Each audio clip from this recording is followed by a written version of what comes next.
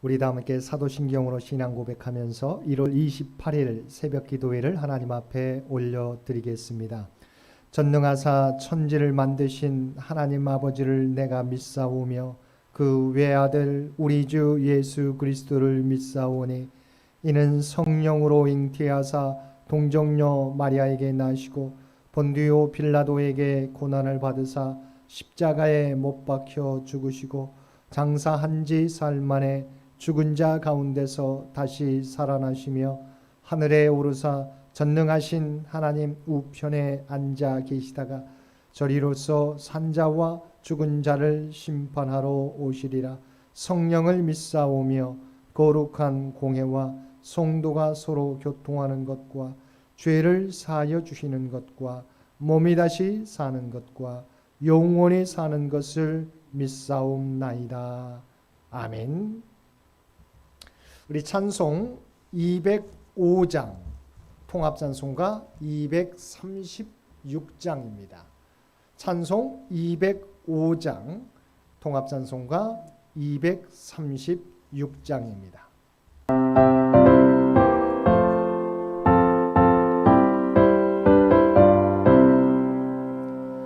주 예수 크신 사랑 늘 말해주시오. 나 항상 듣던 말씀 또 들려주시오.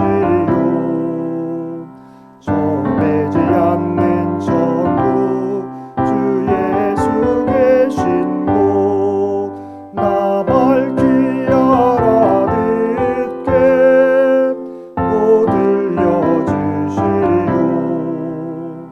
나 항상 듣던 말씀 나 항상 듣던 말씀 주 예수 크신 사랑 또 들려주시오.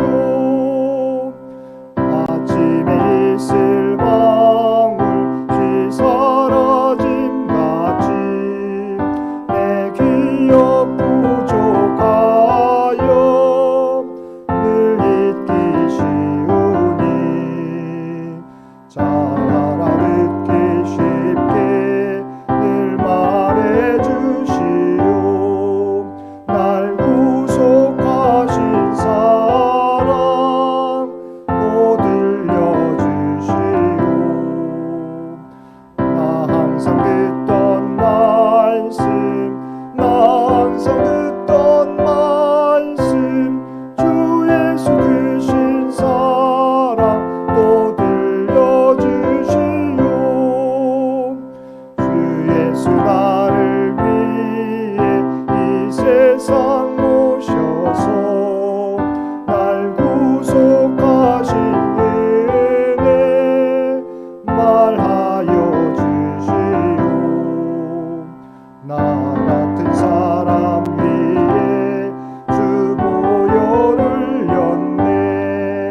이 복스러운 말씀 또 들려주시오. 나 항상 듣던 말씀 나 항상 듣던 말씀 주 예수 크신 사랑 또 들려주시오. 이 세상 헛된 영화 날 미혹할 때에 주 예수 크신 사랑 늘 들려주시오.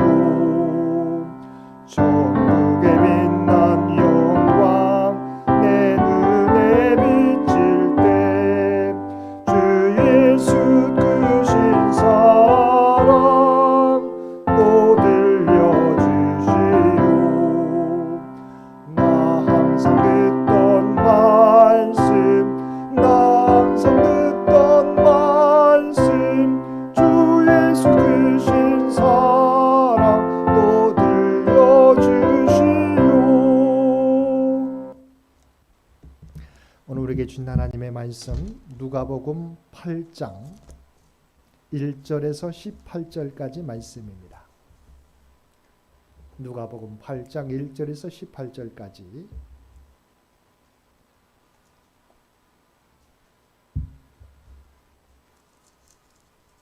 누가복음 8장 1절에서 18절 우리 한 절씩 교독하겠습니다. 그 후에 예수께서 각 성과 마을에 두루 다니시며 하나님의 나라를 선포하시며 그 복음을 전하실새 12 제자가 함께하였고 또한 앞길을 쫓아내심과 병 고치심을 받은 어떤 여자들 곧 7 귀신이 나간 자 막달라인이라 하는 마리아와 헤롯의 청지기 구사의 아내 요한나와 수산나와 다른 여러 여자가 함께하여 자기들의 소유로 그들을 섬기더라. 각 동네 사람들이 예수께로 나와 큰 무리를 이루니 예수께서 비유로 말씀하시되 씨를 뿌리는 자가 그 씨를 뿌리러 나가서 뿌릴새 더러는 길가에 떨어짐에 밟히며 공중의 새들이 먹어버렸고 더러는 바위 위에 떨어짐에 싹이 났다가 습기가 없으므로 말랐고 더러는 가시 떨기 속에 떨어짐에 가시가 함께 자라서 기운을 막았고 더러는 좋은 땅에 떨어짐에 나서 100배의 결실을 맺었느니라.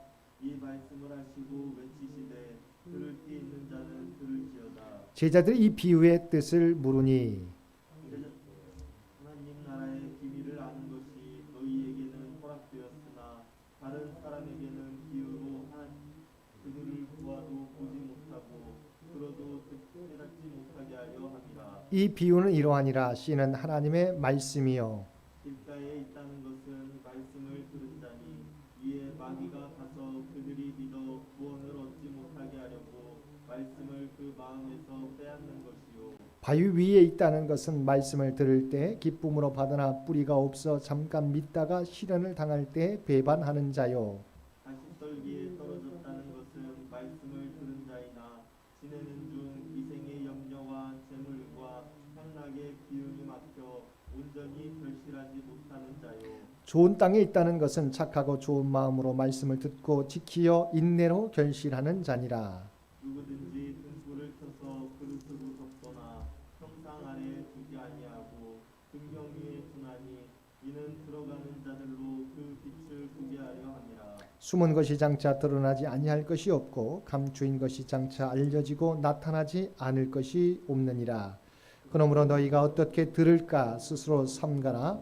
누구든지 있는 자는 받겠고 없는 자는 그 있는 줄로 아는 것까지 빼앗기리라 하시니라. 아멘. 오늘도 새벽을 깨우고 말씀과 기도로 금요일 하루를 시작하는 우리 모든 성도들 가운데 하나님의 놀라운 은혜가 언제나 함께 하시기를 주님의 이름으로 간절히 축원드립니다. 오늘 본문에는 제2차 갈릴리 전도 사역에 대한 말씀과 씨 뿌리는 자의 비유 말씀이 나옵니다. 예수님께서는 각 성과 마을을 두루 다니시며 하나님의 나라와 복음을 선포하셨습니다. 주님께서는 전 공생의 사역 기간 동안 전심을 다하여 이스라엘 온 땅을 다니시며 전도에 힘쓰셨습니다. 그런데 1절 말씀에 보면 예수님께서 각 성과 마을을 두루 다니시며 말씀을 전하시되 하나님의 나라를 선포하셨다고 말씀하고 있습니다. 예수님 당시 이스라엘 백성들 사이에는 메시아 대망 사상이 절정에 달해 있었습니다. 하지만 그들의 기대의 초점은 정치적 메시아의 도래였습니다. 그들은 막강한 군사력을 앞세워 이스라엘을 잔혹하게 탄압하던 로마 제국의 압제로부터 자기들을 구원해 줄 정치적 메시아를 기다렸던 것입니다. 그리하여 그들은 예수님께서 오병이어의 기적을 일으켜서 육신의 굶주림을 채워주고 경제적 문제를 해결해주고 병자들을 고쳐주는 등의 이적의 능력을 보이자 곧 주님을 정치적 메시아로 오인하고 왕으로 삼으려고 하였습니다. 하지만 우리가 함께 읽은 본문에서 보듯이 예수님께서는 당시 사람들의 기대나 요구에 아랑곳하지 않고 당신이 이 땅에 오신 목적 그대로 복음과 영원한 하나님의 나라를 선포하신 것입니다. 우리는 이 모습을 보면서 우리의 신앙을 돌아보아야 할 것입니다. 지난번에도 말씀드린 것처럼 많은 사람들은 신앙을 통하여 이 땅에서의 성공과 번영과 축복을 얻기를 원합니다. 그러나 예수님께서 선포한 말씀은 주 예수 그리스도를 통한 구원과 영원한 하나님 나라였습니다. 물론 하나님께서는 주님을 믿는 성도들에게 하나님의 놀라운 은혜와 복을 주십니다. 그러나 우리는 그것에 이 땅의 것에만 머물러서는 안 될 것입니다. 우리는 영원한 하나님의 나라를 향한 여정을 계속해 가야 합니다. 그래서 주님께서 뭐라고 말씀하셨습니까?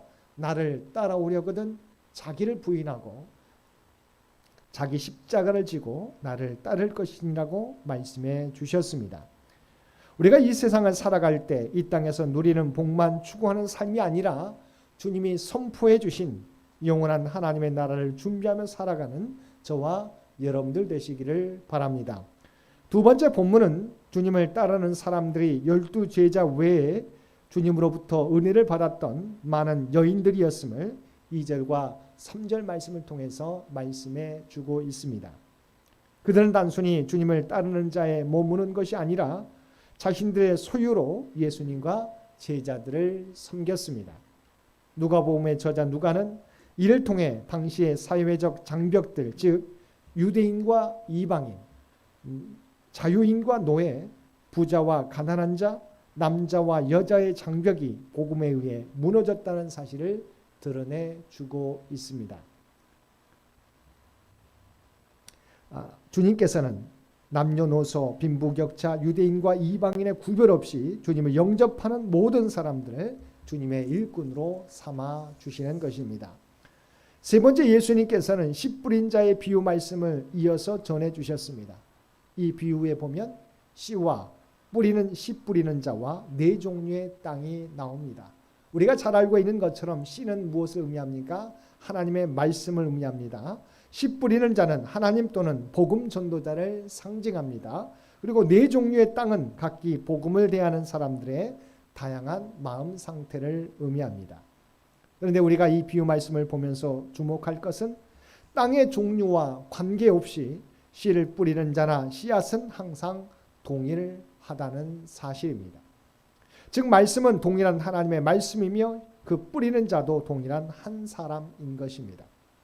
다시 말하면 어느 땅에는 좋은 말씀의 씨앗이 뿌려지고 또 어느 땅에는 나쁜 말씀의 씨앗이 뿌려진 것이 아니라는 것입니다. 그런데도 결과는 엄청난 차이가 있었습니다. 그렇다면 그 차이는 무엇이었습니까? 바로 그 씨앗이 뿌려진 땅, 곧 말씀을 대하는 사람들의 마음의 태도 때문입니다.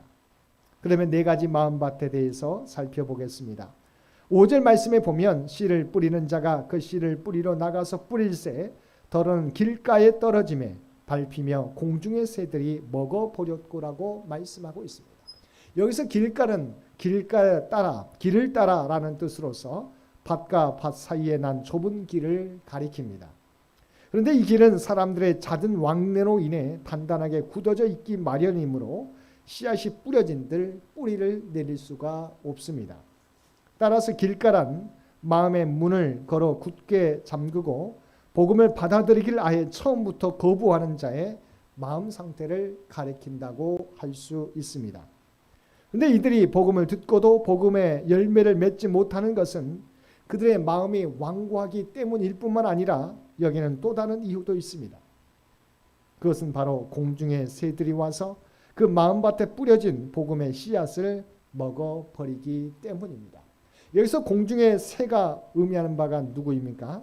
바로 공중권세를 잡은 마귀 곧 사단을 가리킵니다. 즉 말씀이 전파되어도 사단이 와서 이를 곧 빼앗고 방해하기 때문에 결실이 어려운 것입니다. 사도 바울은 고린도후서 4장 4절 말씀에서 그 중에 이 세상의 신이 믿지 아니하는 자들의 마음을 혼미하게 하기 때문이라고 말하고 있습니다. 그러므로 우리는 복음의 현장에는 언제나 사단의 회방과 방해가 있다는 사실을 기억하며 결실이 더디고 열매가 잘 맺히지 않을지라도 실망하거나 낙심하지 말아야 할 것입니다. 두 번째, 6절에 나오는 바위 위에 떨어진 씨앗에 대한 말씀입니다. 예수님께서는 바위 위란 말씀을 들을 때 바위 위란 어떤 의미입니까? 말씀을 들을 때 기쁨으로 받되 잠시 믿으나 시험을 받을 때 배반하는 자의 마음 상태를 가리킨다고 설명하셨습니다. 신앙의 길에는 항상 축복과 감사의 일들만 있는 것이 아닙니다. 오히려 시간이 지날수록 그리고 믿음대로 살려고 노력하면 할수록 사도 바울의 말씀처럼 어려운 고난과 시험이 몰려오게 되는 것입니다. 그러면 그토록 뜨거운 믿음을 자랑하던 사람들의 신앙이 식어지고 심지어는 신앙을 버리는 지경에까지 이르게 되는 것입니다. 왜 이러한 현상이 일어납니까? 여기서 바위 위란 사실 단지 딱딱한 바위 위를 의미하는 것이 아닙니다. 이는 바위 위에 얇은 흙이 덮여 있는 것을 가리킵니다. 그곳에 씨가 떨어졌을 때 쉽게 싹은 띄우지만 그 밑은 단단한 바위 위기 때문에 뿌리를 내지 못하고 말라 버리게 되는 것입니다. 이처럼 중심의 변화가 수반되지 않는 믿음은 실상 형식적인 믿음이지 구원의 열매를 이루는 참된 신앙이라고 말할 수 없습니다. 우리는 우리의 믿음이 이러한 믿음이 되지 않도록 점검해야 하고 말씀을 전할 때도 사람들이 일시적으로 받아들이는 것에 만족하지 말고 그들이 중심의 변화를 일으켜서 온전한 신앙으로 성장하도록 끊임없이 기도하며 나아가야 할 것입니다. 세 번째 7절은 가시떨기 속에 떨어진 씨앗에 대한 말씀입니다. 14절 말씀에 보면 가시떨기란 이생의 염려와 재물과 향락이라고 말씀해 주고 있습니다. 다시 말하면 가시떨기란 세상 것들에 대한 모든 집착을 의미합니다. 이러한 세상 것들에 대한 집착은 영적 성장과 구원을 막는 장애물이 되는 것입니다. 사람의 마음이 세상에 대한 염려와 불안으로 가득 차 있으면 그의 눈에는 그 넘어 계시는 하나님이 보이지 않습니다. 눈앞의 풍랑으로 인해 두려움에 사로잡힌 베드로가 그 너머에 계신 주님을 보지 못하고 물에 빠져버린 것이 바로 그 좋은 예가 될 것입니다. 곡식을 심은 밭에 잡초가 많으면 곡식이 제대로 열매를 거둘 수가 없습니다. 마찬가지로 복음을 심은 우리의 마음밭에도 세상에 대한 염려와 불안 등의 잡초가 자라게 되면 결코 복음의 열매, 구원의 열매가 제대로 맺힐 수 없는 것입니다. 그러므로 우리가 말씀을 통하여 풍성한 열매 맺기를 원한다면 먼저 우리들의 마음밭에 자라는 우리 잡초들을 세상의 염려와 재물과 향락에 대한 관심을 하나님의 말씀 앞에 순종하며 나아가야 할 것입니다. 8절은 좋은 땅에 떨어진 씨앗에 대한 말씀입니다. 15절에 보면 좋은 땅이 무엇을 의미하는지 나옵니다. 곧 좋은 땅이란 말씀을 듣고 지키어 인내하는 믿음을 가리킵니다. 이것이 바로 풍성한 복음의 열매를 맺는 조건입니다. 신앙의 열매, 복음의 열매는 우리가 말씀을 듣고 지키고 인내하게 될 때, 어떠한 어려움이 오더라도 인내하게 될 때 우리가 열매를 맺게 되는 것입니다. 농부가 결실의 때를 바라보며 모든 어려움을 극복하듯이 우리도 신앙생활 중에 어려움이 닥칠 때 신앙의 결실을 바라보며 끝까지 말씀을 지키며 믿음으로 인내해야 할 것입니다. 이처럼 하나님의 나라는 요란한 정치적 캠페인이나 일순간에 이루어지는 사회적 혁명이 아니라 우리 마음속에서 조용히 그리고 오랜 시간을 통해 이루어지는 영적인 사건입니다. 하나님의 말씀이 우리의 심령 가운데 심겨지며 영원한 하나님의 나라를 바라보며 인내하며 나아가게 될 때 어떤 어려움이 오더라도 인내하며 나아가게 될 때 우리의 삶 가운데 30배, 60배, 100배의 열매를 거두게 될 것입니다. 오늘도 우리의 마음밭을 좋은 땅으로 변화시키기 위하여 힘쓰며 살아가는 저와 여러분 모두가 되시기를 주님의 이름으로 간절히 축원드립니다. 함께 기도드리겠습니다. 사랑하는 은혜가 충만하신 아버지 하나님, 이 땅에서의 우리의 신앙의 목적이 이 땅에서 우리가 누리는 세상에서의 성공과 번영에만 머물러 있지 않기를 원합니다. 영원한 하나님의 나라를 향해 나아가는 우리의 신앙이 되게 하여 주옵소서. 또한 우리가 열매 맺는 신앙이 되기 위하여 우리에게 들려주신 말씀을 듣게 하여 주옵소서. 듣는 데 힘쓰게 도와주옵소서. 또한 그 말씀을 지키며 살아가게 하여 주옵소서. 또한 어떤 어려움이 있을지라도 또한 열매가 더디 이루어질지라도 우리가 포기하지 않게 도와주시고 인내하며 아버지 하나님 늘 하나님 나라를 바라보며 살아감으로 30배, 60배, 100배의 열매를 거두게 되는 우리의 마음밭이 되도록 우리의 신앙이 되도록 주여 도와주옵소서. 특별히 이 나라의 민족을 긍휼히 여겨 주시기 원합니다. 창현재단을 주의 도구로 사용하여 주시기 원합니다. 100주년 아버지 하나님을 앞두고 우리가 기도하며 준비해 가게 될 때 우리 마음 가운데 주님의 마음을 품게 하여 주옵소서. 주의 핏값으로 세워주신 이 제단을 우리 모두가 힘을 합쳐서 온전히 하나님의 영광을 이루어가는 귀한 사업을 준비해 갈 수 있도록 주여 도와주옵소서. 아버지 하나님 또한 다음 100년을 준비할 수 있도록 하나님의 지혜와 능력을 우리 모두에게 허락하여 주옵소서. 주의 백성들의 간구하는 모든 기도의 제목 가운데 주여 역사하여 주시곤 합니다. 육신이 연약한 자에게 놀라운 기적과 치유의 역사가 나타나게 도와주옵소서. 물질적으로 어려움 당하는 자에게 하나님 풍성한 은총을 허락하여 주옵소서. 아버지 하나님 늘 주님의 평안을 허락하여 주옵소서. 흩어져 있는 가족들 아버지 하나님 눈동자와 같이 지켜주셔서 들려오는 소식 아버지 하나님 들려온 소식이 복된 소식 되게 하여 주옵소서. 살아가는 사내들의 앞길 가운데 함께 주셔서 날마다 형통의 은혜를 허락하여 주시옵소서. 오늘 또 우리에게 복된 하루를 허락해 주신 것 진심으로 감사드립니다. 날마다 주님과 동행하는 복된 하루가 되게 도와주옵소서. 하나님 나라를 향해 나아가는 아버지 하나님 믿음의 발걸음이 되게 하여 주옵소서. 이제는 우리 주 예수 그리스도의 은혜와 아버지 하나님의 극진하신 사랑하심과 세상 끝날까지 우리와 함께 하시는 성령님의 교통하시는 역사가 오늘 주신 말씀을 따라 우리의 마음밭을 아버지 하나님 좋은 땅으로 늘 가꾸며 살아가겠노라고 결단하며 세상 가운데 나아가는 살아난 주의 백성들과 그의 가정과 산업의 터전 위에 이제로부터 영원토록 함께 주시기를 우리 주 예수님의 이름으로 간절히 축원하옵나이다. 아멘. 여러분 기도하실 때 오늘 주신 말씀을 위해서 이 나라 이 민족을 위해서 창현재단을 위해서 창현의 가족들을 위해서 기도해 주시고 각자의 기도 제목 가지고 하나님 앞에 더욱더 가까이 나아가시기를 바랍니다.